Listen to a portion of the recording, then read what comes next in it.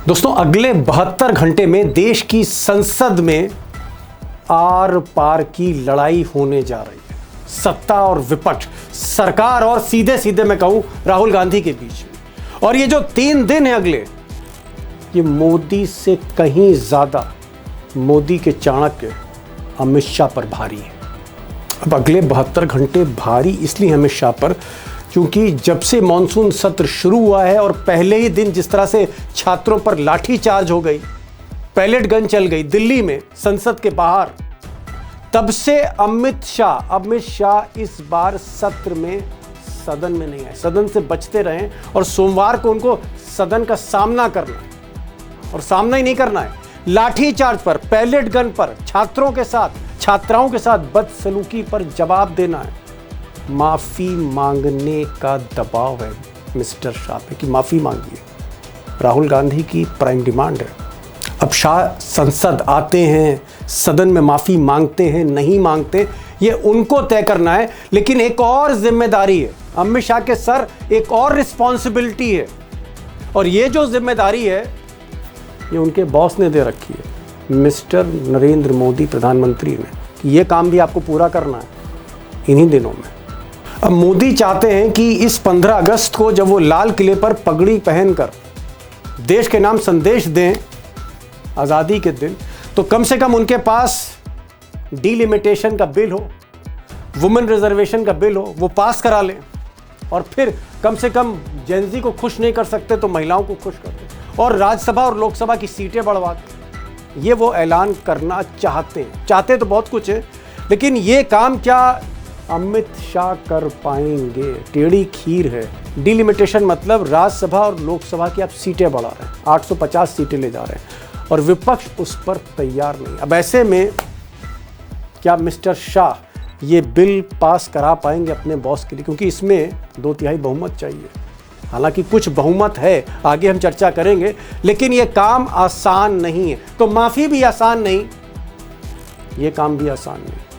उधर राहुल गांधी की इसी सिलसिले में जब संसदीय कार्य मंत्री किरण रिजिजू, जो पार्लियामेंट्री अफेयर्स मिनिस्टर हैं सरकार के, उनसे जब बातचीत हुई बंद कमरे में, तो ऐसा कहा जाता है कि भाई राहुल गांधी ने कहा कि बिल की बात बाद में, पहले मिस्टर अमित शाह सदन आए, जवाब दें लाठीचार्ज पर, पैलेट गन पर, उसके बाद हम बातचीत करें। और आज तो कांग्रेस ने इस पर बाकायदा एक वीडियो बनाकर अपलोड कर दिया, बयान जारी कर दिया इस पर। अमित शाह सदन में आओ और छात्रों पर किए अत्याचार का जवाब दो, क्योंकि जब लाखों छात्र अपने अधिकार के लिए शांतिपूर्ण तरीके से आवाज बुलंद कर रहे थे तो उनसे डरकर, घबराकर उन्हें बेरहमी से पिटवाया। अब चाणक्य पर प्रेशर तो है, दबाव तो है। और आज जब वो दक्षिण भारत का दौरा कर रहे थे तो अमित शाह को मंदिर में पूजा अर्चना करते हुए देखा गया। भगवान की शरण में मिस्टर शाह, क्योंकि मैंने कहा ना, आर पार की लड़ाई लड़नी है उनको। अब दोस्तों, अगर अमित शाह को देखें तो उन्होंने अपने बॉस के लिए, मोदी जी के लिए 3 बड़े ऑपरेशन किए। ये तो मानना पड़ेगा कि किसी तरह से संख्या बल, यानी लोकसभा और राज्यसभा में गिनती बढ़े। सबसे पहले उन्होंने आम आदमी पार्टी के राज्यसभा में 7 सांसद तोड़ दिए अपनी गिनती बढ़ाने के लिए। राज्यसभा में भाई बिल पास करना है, बहुमत चाहिए 2/3। लोकसभा के लिए उन्होंने ममता बनर्जी के 20 सांसद तोड़ दिए और मोदी जी के सामने पेश भी कर दिया। उधर उद्धव ठाकरे की जो पार्टी बची थी उसको भी तोड़ दिया, 6 सांसद वहां से खींच लिए। अब अमित शाह की नज़र जो है वो शरद पवार पर है। शरद पवार की भी मीटिंग होने जा रही, सुप्रिया सुले मिलेंगी नरेंद्र मोदी से सोमवार को। और तो और पुराने साथी अकाली दल, सुखबीर बादल, इनको भी अमित शाह ने पैचअप करा दिया मोदी के साथ। तो संख्या बल पर तो नज़र है, लेकिन अमित शाह जिस तरह से 20 जुलाई को लाठीचार्ज, पैलेट गन, जेनजी में उलझ गए, उनके कई प्लान पे पानी फिर गया। और अब सबसे बड़ी मुसीबत ये दोस्तों कि अमित शाह को सदन भी जाना होगा, जवाब भी देना होगा, और हो सकता है माफ़ी का प्रेशर आए कि भाई अपोलोजाइज करिए, क्योंकि केसी वेणुगोपाल कह रहे हैं कि अपोलोजाइज करना पड़ेगा। At least come to the parliament and apologize to the students. तो दोस्तों, अगर अमित शाह अपोलोजाइज यानी माफ़ी नहीं मांगते हैं, जवाब नहीं देते हैं, ये बताते नहीं कि भाई ये लाठी जो बच्चों पे चलाई इसका आदेश गृह मंत्रालय से गया था, या फिर इसके लिए पुलिस कमिश्नर जिम्मेदार था, या इसके लिए फिर डायरेक्टर जनरल सीआरपीएफ जिम्मेदार था, या इसके लिए फिर कोई और अधिकारी जिम्मेदार था, जवाब तो देना होगा, जवाबदेही तो बनती है। तो जो भी जवाब दें अमित शाह को तय करना है, लेकिन अगर उन्होंने गोलमोल जवाब दिया तो एक बात दोस्तों तय कि राहुल गांधी फिर संसद को चलने नहीं देंगे। ये जो बाकी के 3-4 दिन बचे, संसद चलेगी नहीं। और मोदी जी जब पगड़ी पहन के लाल किले पर चढ़ेंगे 15 अगस्त को, आज़ादी के दिन, उनके पास फिर बहुत लफ्ज़ नहीं होंगे देश से बात करने के लिए। तो संकट में फंसे हुए हैं अमित शाह, तय उनको करना है, रात क़यामत की भी हो सकती है। और दूसरी तरफ अगर हंगामा हो गया, मान लीजिए राहुल गांधी विपक्ष एक हो गया, अखिलेश यादव आ गए, उनका साहब संसद नहीं चलेगी, तो अगर अब संसद ठप हो गई, संसद नहीं चली, तो बहुत से छोटे मोटे बिल भी हैं। एक FCRA का बिल है, FCRA मतलब जो विदेश से पैसा आता है NGOs को, उस पर भी अमित शाह कुछ नया खेल करने जा रहे हैं। लेकिन सबसे बड़ा बिल डीलिमिटेशन और वुमेन रिजर्वेशन है, जो दोनों बिल क्लब कर रखे हैं कि एक तरफ सीटें बढ़ेंगी और दूसरी तरफ महिलाओं को रिजर्वेशन मिलेगा सीटों में, लोकसभा की, राज्यसभा की। और शायद इसीलिए बिल लाने से पहले शाह साहब का दिल घबरा रहा है। उसकी वजह सिर्फ ये है कि कहीं ना कहीं अपने ही जाल में मिस्टर शाह उलझ गए। तो दोस्तों आने वाले जो 3 दिन हैं, मंडे, ट्यूसडे, वेडनेसडे, हो सकता है थर्सडे भी, ये जो दिन है ये आर पार की लड़ाई के दिन है, शक्ति परीक्षण के दिन है कि कौन किस पर भारी। क्या राहुल गांधी, जिनके पीछे जेंजी खड़ा है, जिन्होंने अपनी ताकत इलाहाबाद में दिखा दी, रिकॉर्ड भीड़ आई जेंजी, तो क्या जेंजी और राहुल गांधी की चलती है, एक बार फिर से घुटनों पे आती है गुजरात लॉबी, या फिर अमित शाह कोई रास्ता निकालते हैं, कोई तिगड़म लगाते हैं, और या फिर किसी तरह से अपमान का घूंट पी के माफ़ी मांग लेते हैं, जवाब दे देते हैं, बहुत सी चीज़ें एक्सेप्ट कर लेते हैं और उसके बाद वो बिल ले आते हैं। क्या चाणक्य जो है कोई मास्टर स्ट्रोक करेगा, जो गोदी मीडिया कहती, या फिर चाणक्य फंस जाएगा? जो भी है, ये 3 दिन बहुत अहम है और आगे क्या होने जा रहा है बहुत कुछ तय करेगा, राजनीतिक दिशा भी तय करेगा कि मोदी शाह इस वक्त, भले ही सदन में उनकी गिनती 292 से 318 पहुंच गई हो, देश में उनकी स्थिति ठीक नहीं है। देश में स्थिति ठीक नहीं है, सदन में शेर हों, बाहर ढेर हैं, इस वक्त ये स्थिति है। और इसीलिए आज मेरे 3 मेहमानों को बुलाया।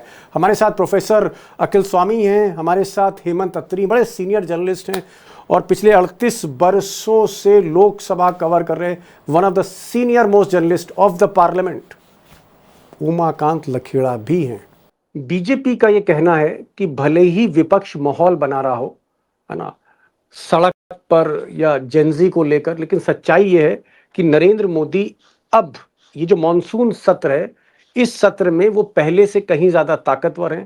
पहले हमारे साथ एनडीए में 292 सांसद थे, 292 की संख्या थी, अब हमारे पास 318 सांसद हैं और तकरीबन 25-30 सांसदों से हमारी बात चल रही। हम 350, 350 प्लस पर हम हैं, तो हम कहीं से कमजोर नहीं। आपका क्या मानना है कि हम इस वक्त, आज की जो राजनीति है देश की, जहां जनजी सड़कों पर उतरा है, नरेंद्र मोदी को आप सदन से देखते हैं या आप सदन के बाहर देख रहे हैं?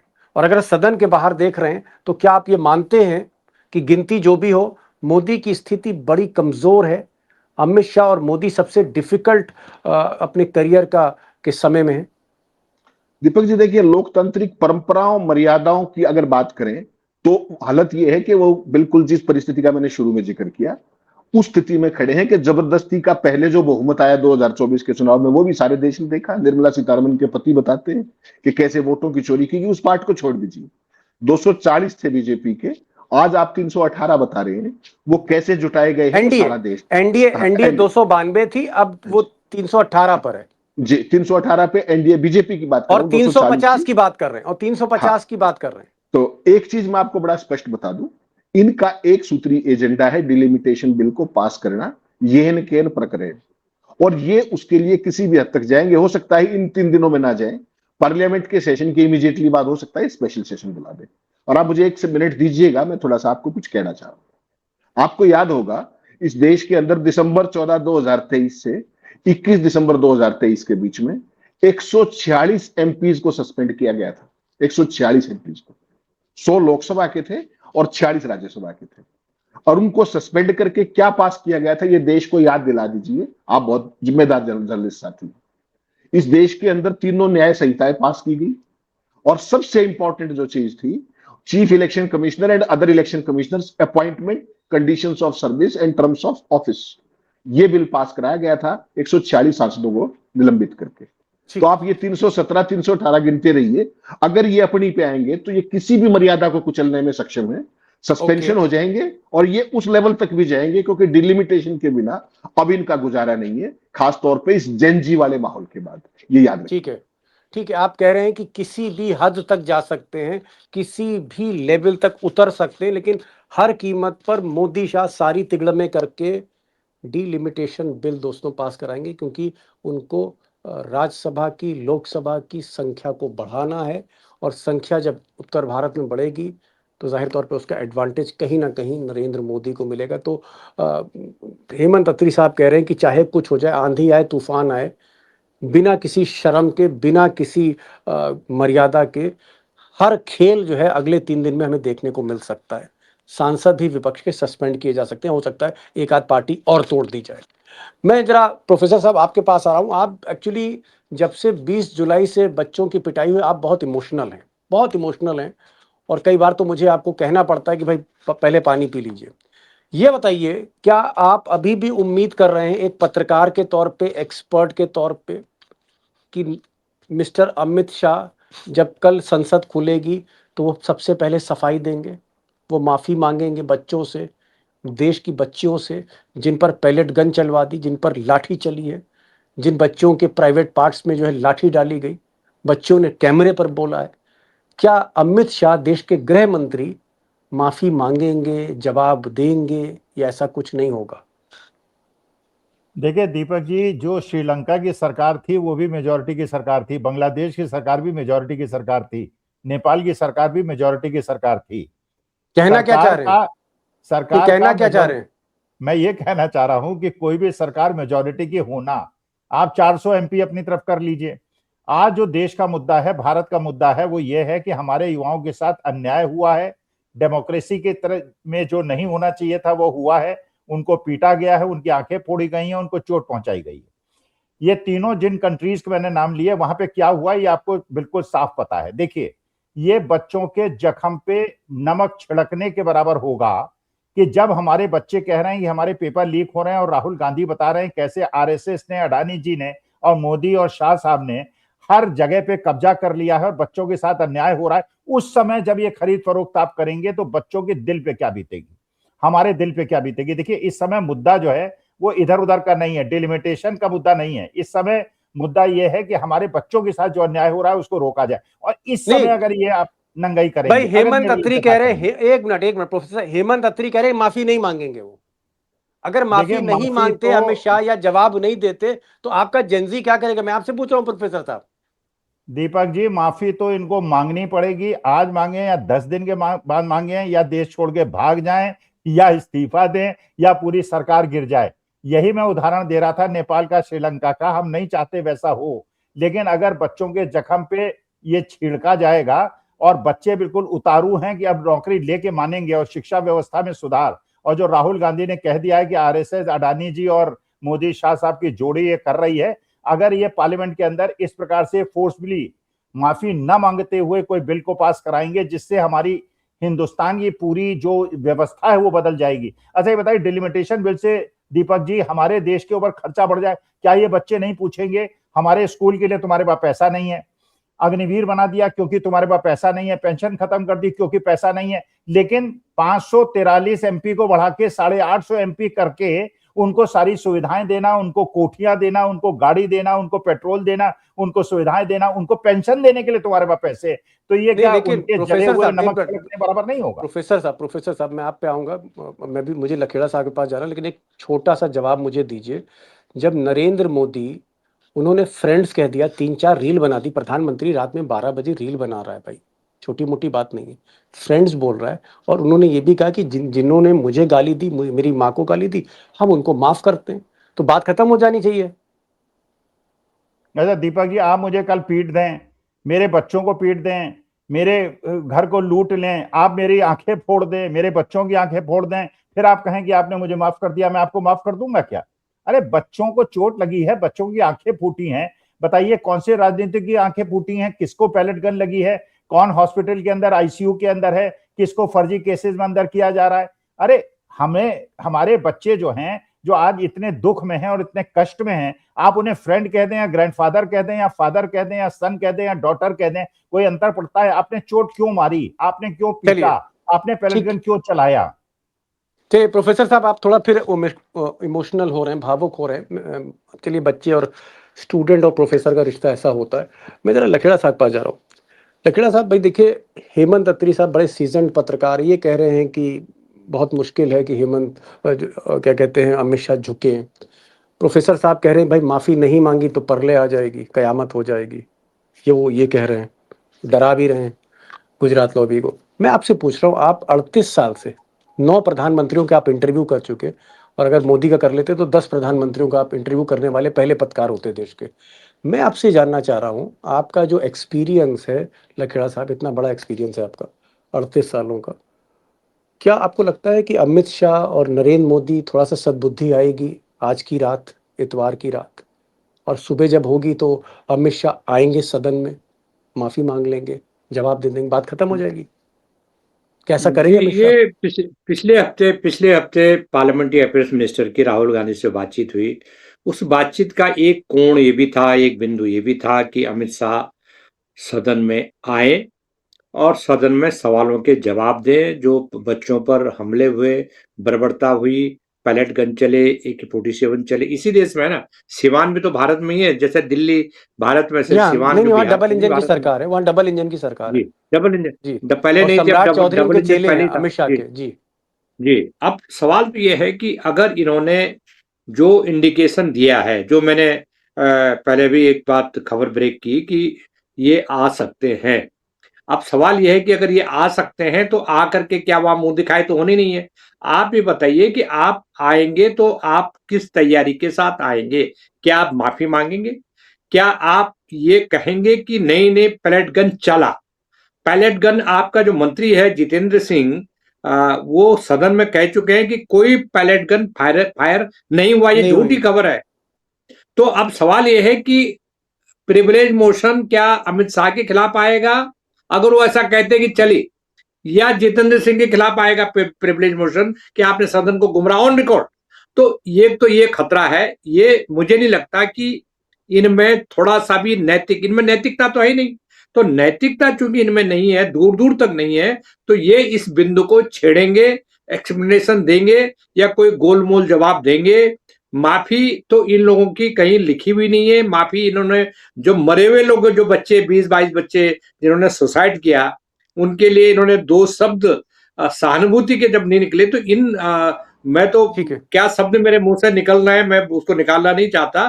तो ये जो है, जो इस तरह के अवतार है, राक्षसी अवतार है, चलिए इनसे आप क्या उम्मीद करते हैं कि ये लोग चलिए, आकर मैं के मैं मैं माफी मैं मांगेंगे?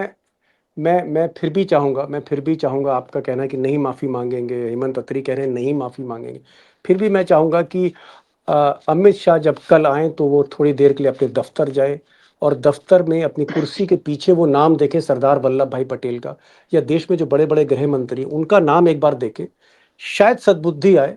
और फिर वो सदन में जाके अगर वो कह दे कि हाँ भाई गलती हो गई, गोली नहीं चलनी चाहिए थी, आंसू गैस के गोले नहीं दागने चाहिए थे, लाठीचार्ज नहीं होनी चाहिए थी, बच्चियों से बदतमीजी नहीं होनी चाहिए थी, तो शायद ये मामला सुलट सकता है। खैर छोड़िए अब इसको, अब वो तो हम अमित शाह के बस की बात है, हम नहीं कह सकते। मुझे एक चीज बताइए अत्री साहब, क्या आपको लग रहा है कि नरेंद्र मोदी, जिनकी संख्या बल बढ़ चुकी, 318 सांसद हो गए, 2 पार्टियां तोड़ी हैं, उन्होंने सिर्फ पैलेट गन ही नहीं चलाई, 2 पार्टियां भी तोड़ी हैं, टीएमसी और उद्धव ठाकरे, और शरद पवार से डील हो रही है। क्या आपको लग रहा है कि मोदी पहले से ताकतवर हुए हैं, या देश में जिस तरह की उनकी छवि बनी है, अब आपको लगता है कि मोदी सबसे कमजोर स्थिति में, और संख्या बल, पार्टी देखिए तोड़ने दीपक से, जी, जहां सांसदों को पैसा खिला के लेने से, डराने से ताकत नहीं आती? क्या नरेंद्र मोदी, अमित शाह की इनिंग्स आप खत्म होते हुए देख रहे हैं? आपको लग रहा है कि ये उल्टी गिनती शुरू हो चुकी है?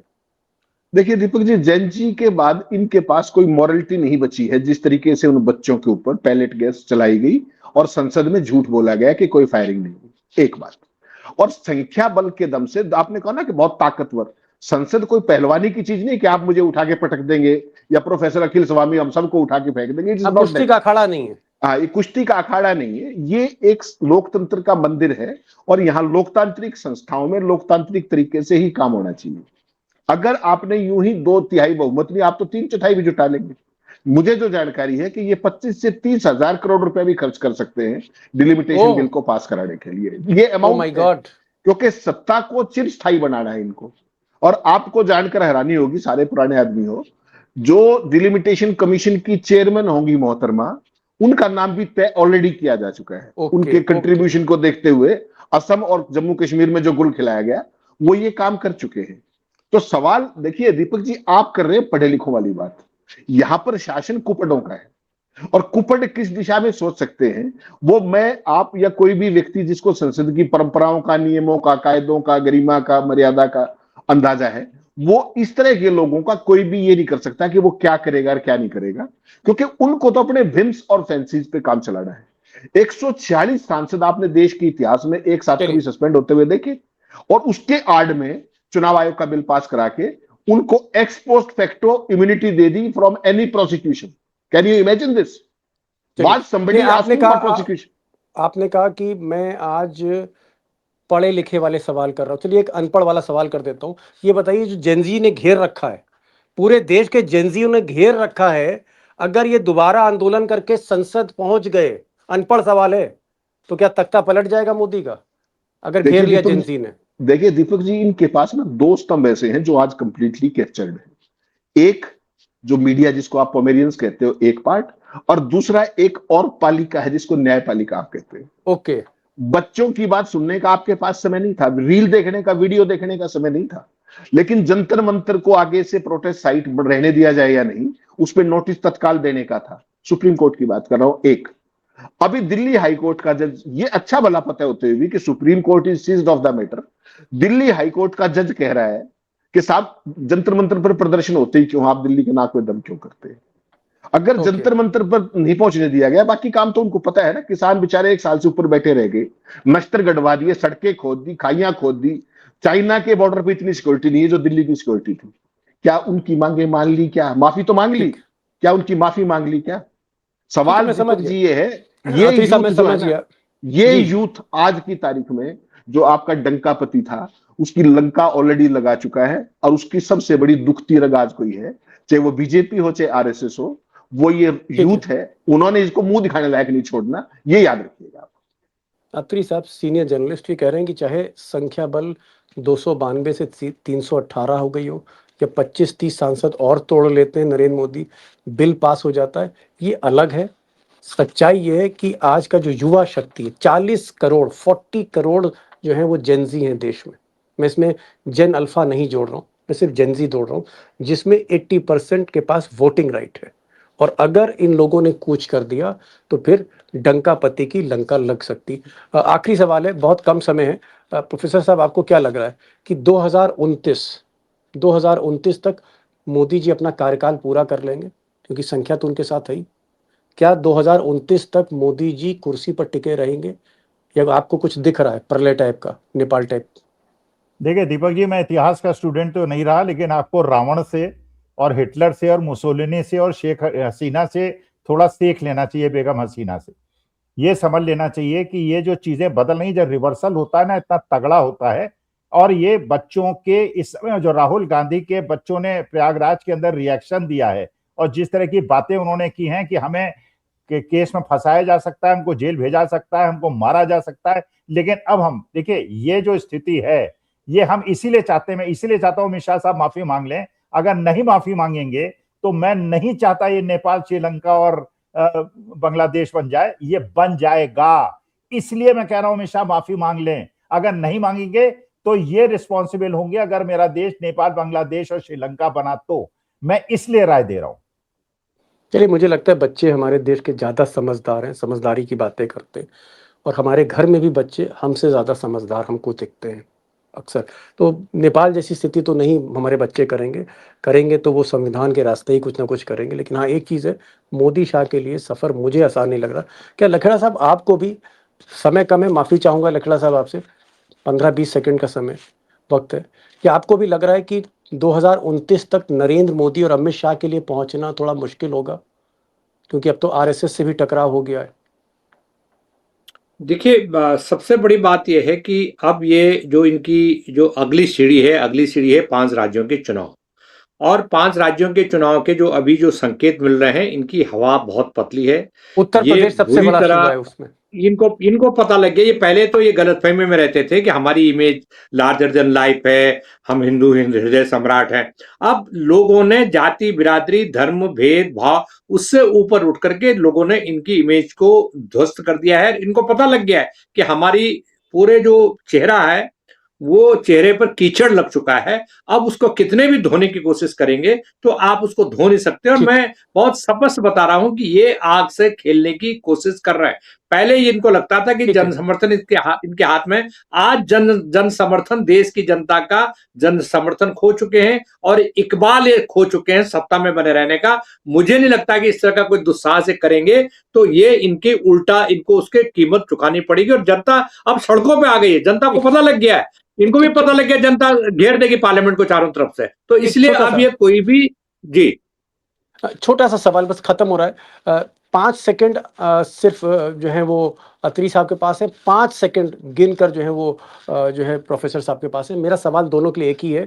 क्या आपको लगता है, दोनों आप लोग बहुत वॉच कर रहे थे जो लखेड़ा साहब कह रहे हैं, क्या जो जेंजी है 40 करोड़ जो ये जो यंग हिंदुस्तानी है, क्या ये धर्म हिंदू मुस्लिम जाति वाती सबसे ऊपर है, पीछे छोड़ चुका है? अत्री साहब 5 सेकंड। 100% सही कहा आपने। और इसीलिए मोदी और शाह चिंतित थे, और कोई कारण ठीक है नहीं।